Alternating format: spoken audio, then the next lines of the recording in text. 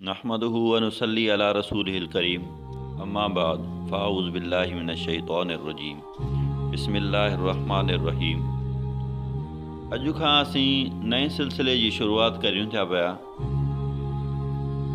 उहो आहे मौज़ू असांजो जेको आहे उहो आहे फ़रीदुद्दीन अत्तार रहमतुल्लाह अलैह जन जूं तसव्वुफ़ जे मैदान में ख़िदमतूं। इहो असांजो मौज़ू आहे।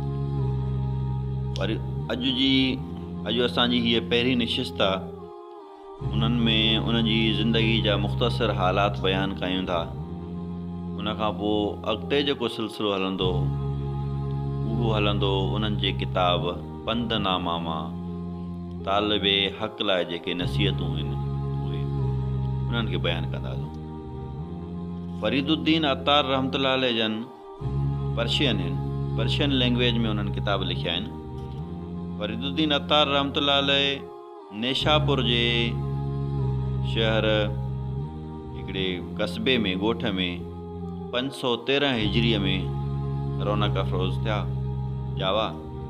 संदन वालिद जो नालो इब्राहिम बिन इसहाक़ आहे ऐं संदन वालिद फ़रीदुद्दीन अत्तार जो जेको नालो रखियो उहो नालो आहे नूर मोहम्मद। फ़रीदुद्दीन अत्तार जो असुलु नालो आहे नूर मोहम्मद। उन्हनि जो जेको लक़ब आहे उहो आहे अबू हामिद फ़रीदुद्दीन या फ़रीदुद्दीन उन्हनि जो लक़ब आहे ऐं जेका कुनियत आहे उन्हनि जी उहा कुनियत आहे अबू हामिद। फ़रीदुद्दीन अत्तार रहमतुल्लाह अलैह जन 114 उमिरि पाती, 114 बहारूं गुज़ारियूं हिन दुनिया में। उन खां पोइ सुरख़रू थी हिन दुनिया खे अलविदा कयऊं। शेख फ़रीदुद्दीन अत्तार रहमतुल्लाह अलैह जन जी ज़िंदगी में हिकिड़ो टर्निंग पॉइंट अचे थो। हिकिड़ो ई पॉइंट हूंदो आहे जेको इंसान जी ज़िंदगी तब्दील करे छॾींदो आहे। तो फ़रीदुद्दीन अत्तार रहमतुल्लाह अलैह जन बचपन में तालीम पंहिंजे कस्बे में हासिलु कई। पोइ संदन वालिद साहब जेको हुयो, वालिद साहब अतर जो कारोबारी हो। पोइ जीअं वॾड़ा थिया त वालिद साहब सां कारोबार में मशगूल थी विया। हिकिड़ो वाक़ियो पेश आयो जंहिं फ़रीदुद्दीन अत्तार जी ज़िंदगी खे तब्दील करे छॾियो। उहो इहो हुयो त पाण अतर जे दुकान ते कारोबार में एॾा मसरूफ़ हुया, एॾा मशगूल हुया जो उन दौरान हिकिड़ो फ़क़ीर आयो। फ़क़ीर अची सदा हईं त अल्लाह जे नाले ते कुझु ॾियो। हे उनखे ध्यानु ई न ॾे, ॿुधे ई न। ईअं कंदे कंदे फ़क़ीर जज़्बात में अची करे हिनखे चयो त भला तूं एॾो जो तूं मसरूफ़ आहे हिन दुनिया में त पोइ तूं साहु कीअं ॾींदे। फ़रीदुद्दीन अत्तार रहमतुल्लाह अलैह अधु ध्यान सां जवाबु ॾिनुसि त जीअं तूं साहु ॾींदे मां बि ईअं ई ॾींदुमि, ॿियो वरी कीअं ॾींदुमि।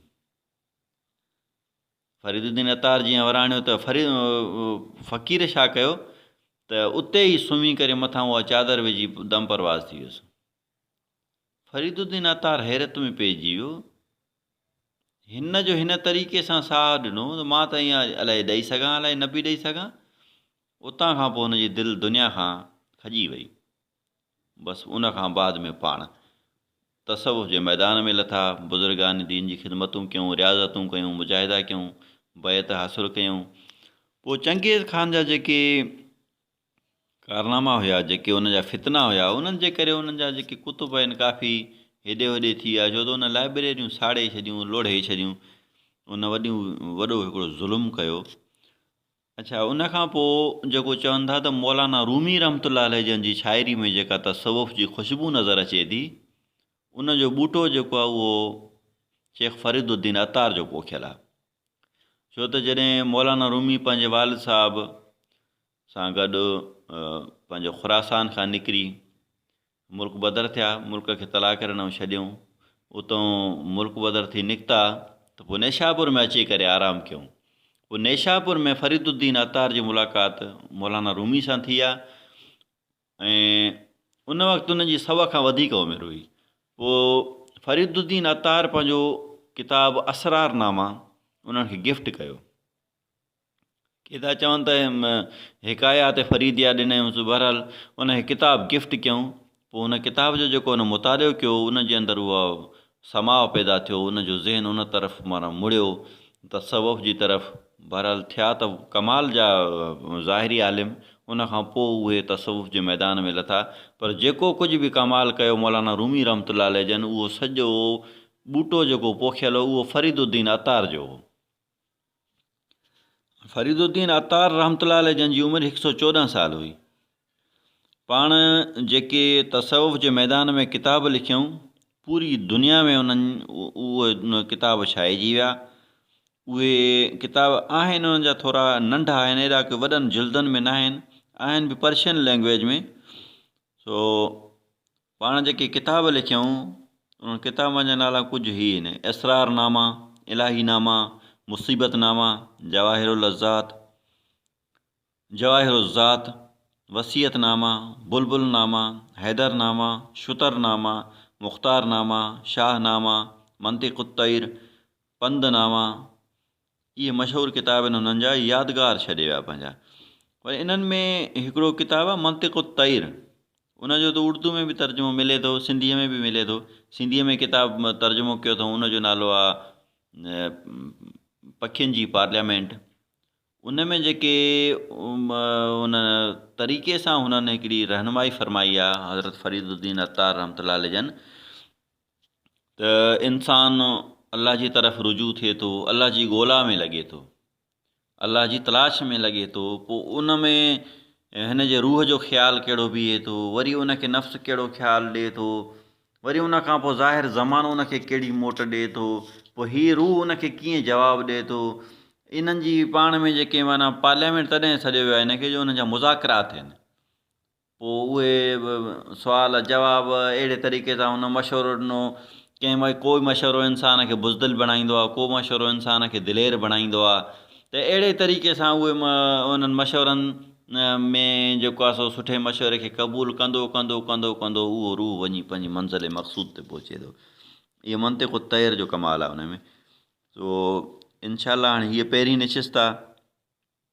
अॻी नशिस्त खां पंदनामा जेको किताबु आहे साईं जन जो, उहो तसव्वुफ़ जे पांधीड़नि लाइ तमामु घणियूं नसीहतूं उन्हनि में आहिनि। उन मां असां नसीहतूं शुरू कंदासीं, नसाइह जेके आहिनि बयानु करणु शुरू कंदासीं। पंहिंजे वसअतार जेको असांजो अलाह ताला असांजे अंदरि कैपेसिटी रखी आहे, कमाल त असां बि कोन था करे सघूं पिया। चंगेज़ ख़ान जेके फितना बर्पा कया, उन में वॾियूं वॾियूं शख़्सियतूं शहीद थी वियूं। उन्हनि शख़्सियतुनि में त मशहूरु आहिनि तमामु घणा वॾा वॾा आलिम दीन, वॾा वॾा मुफ़क्किर, वॾा वॾा इमाम उहे शहीद थी विया। हाणे हिकिड़ो मुग़ल हुयो पंहिंजो हिन जी सल्तनत में, चंगेज़ जो हिकिड़ो कारिंदो। पोइ उन फरीदुद्दीन अतार रहमतुल्लाह अलैह जन खे ग़लतफ़हमी में शहीद करे छॾियो। छो त साईं जन वटि उन जा मुरीद खाते में ईंदड़ जो हुया, त उन्हनि खे हिकिड़ो ख़ौफ़ वेहिजी वियो त हीअ का तहरीक हलाइनि था चंगेज़ ख़ान जे ख़िलाफ़ु। उहो उन ग़लतफ़हमी में उन्हनि खे शहीद करे छॾियईं।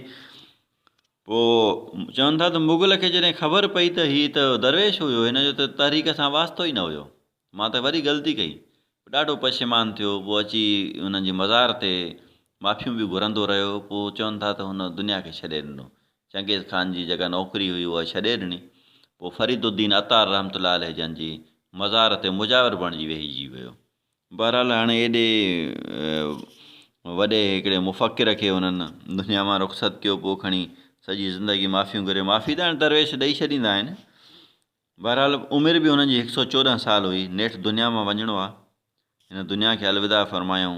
114 बहारूं दुनिया जूं गुज़ारियूं। केतिरा ई दुनिया में आंधियूं आयूं, तूफ़ान आया, मुसीबतूं इल्मी किताबनि ते मुसीबतूं नाज़ुल थियूं। उहे किताब शहीद कया विया, साड़िया विया, लोढ़िया विया, घणो कुझु थियो, लाइब्रेरियूं तबाह थियूं। पर फरीदुद्दीन अतार रहमतुल्लाह अलैह जन जे किताबनि खे अॼु बि जेको आहे फ़रोग़ आहे। उन मां काफ़ी तर्जुमा थी चुका आहिनि। उन्हनि में जेको आहे असांजो सिंधी में, छो त सिंधी में ख़िदमतूं घटि थियूं आहिनि न, उर्दू में त असां कोशिशि नथा कयूं। उर्दू में ख़ज़ाना घणा आहिनि, सिंधीअ में ख़िदमतूं तमामु घटि थियूं आहिनि। उन जे करे मां कोशिशि इहो थो कयां त जेको कुझु बि अर्ज़ु रखिजे त उहो सिंधीअ में हुजे। मां कुझु उर्दूअ में ठाहिण जी कई, उर्दू बि मुंहिंजी मज़बूत कोन्हे का, जो सेट थी वञे हा पंहिंजो पाण। लेकिन उर्दू जे मैदान में ख़िदमतूं तमामु घणियूं थियल आहिनि। असां सिंधीअ में कोशिशि कयूं था सिंधी भाइरनि जे लाइ इहे वञी पाण अॻिते जीअं बि कम खे हलाइनि। मौलाना जमील ईंदड़ साहब बि जेको आहे पंधनामे जो शरह लिखियो आहे, 2 जिल्दनि में आहे उहो बि। कोशिशि कंदासूं अॻी नशिस्त खां वठी उन्हनि जी नसाहे खे बयानु कयूं। दुआ धणीअ दर दुआ आहे त इंशा अल्लाह रब्बुल इज़्ज़त असांखे हिमत अता फ़रमाए हिननि दरवेशनि जे अक़वाल खे सही तरीक़े सां अवाम जे साम्हूं पेश करे सघूं। व आख़िर दावाना अनिल हम्दुलिल्लाह।